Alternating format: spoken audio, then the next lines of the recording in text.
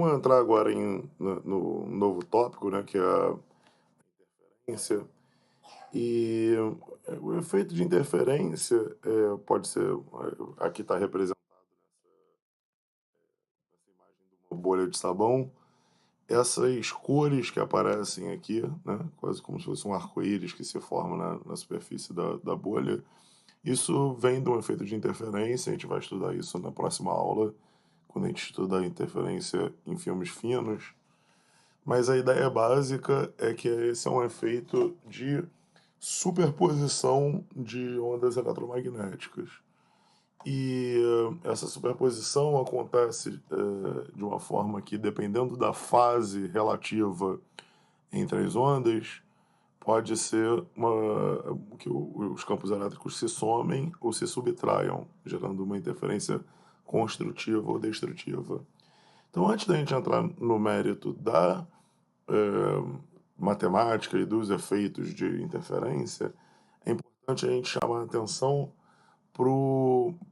para como ocorre as fases na natureza. Primeiro que, para que a gente tenha um efeito de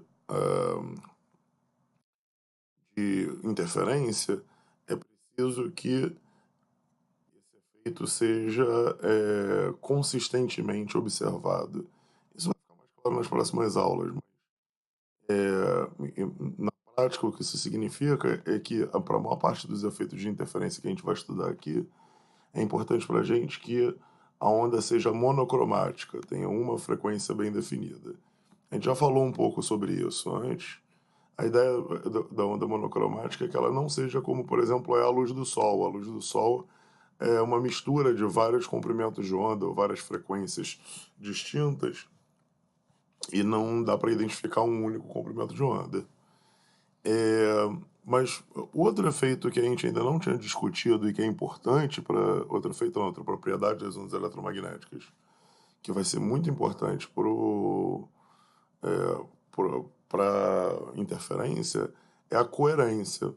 Então, não só a função pode ter mais de uma frequência, e você está querendo olhar para uma frequência bem definida, como poderia também ter mais de uma fase. Então, lembra que aqui você tem uma constante de fase, que é mais φ, que no caso aqui a gente nessa expressão não estava aparecendo explicitamente, mas você poderia, a princípio, ter φs diferentes se somando, como, por exemplo, está acontecendo aqui. Olha a diferença entre ondas com diferentes constantes de fase, comparado com uma onda em que a fase é sempre a mesma.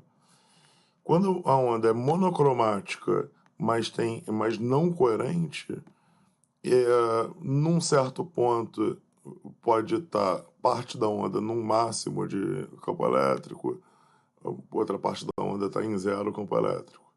Enquanto se a onda é coerente, se parte da onda está no máximo, toda ela está no máximo.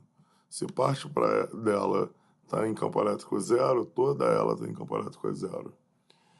Então, exemplos de ondas monocromáticas incoerentes ou não coerentes são os LEDs, por exemplo. E os lasers são exemplos de fontes coerentes. A razão para isso está na forma como LEDs e lasers emitem luz, que são formas que a gente pode discutir quando a gente entrar na parte de mecânica quântica. Mas a ideia básica é que você quer, para o nosso estudo agora, fontes coerentes, fontes em que você tem bem definidas as frentes de onda, por exemplo. Você não tem uma fonte, por exemplo, se isso daqui fosse uma chama, você não teria bem definido uma frente de onda.